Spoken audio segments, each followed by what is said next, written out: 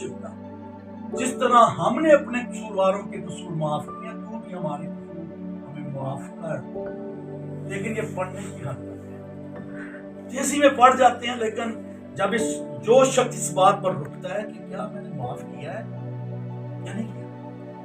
खुदावंद यीशु की तालीमात बड़ी सॉलिड हैं। उसने मत्ती रसूल की इंजील में लिखा है कि अगर तू कुर्बान गाह पर हो और तुझे याद आ जाए कि तेरा भाई तुझसे नाराज है, तेरे भाई को शिकायत है, तो अपनी कुर्बानी छोड़ और पहले जाकर अपने भाई से मिल। मैं इसको यूं सख्ती में लेता हूं कि जैसे यीशु मसीह अगर मैं हूं या आप हैं, धुतकार रहा है, गेट आउट, कि मेरे घर से निकल जा। तेरे अंदर उस नाराजगी की कड़वाहट है, तेरे अंदर शिकायत है, तू नाराज है। अगर यीशु मसीह की जो तालीमात है, मैं समझता हूं कि अगर यीशु मसीह सलीब पर ये ना कहता कि बाप इन्हें माफ कर क्योंकि ये जानते नहीं कि क्या करते हैं, तो शायद अगले स्टेप में वो ये ना कहता कि तू आज ही मेरे साथ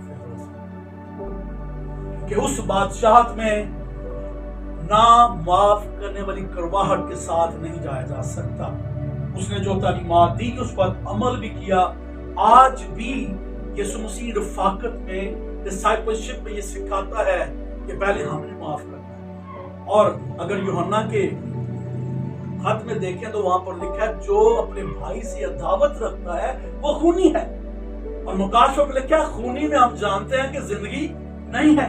खूनी खुदा की बादशाह में नहीं जा सकता। इसका मतलब अदावत या शिकायत, नाराजगी जो है वो कत्ल के मुतरादिफ है।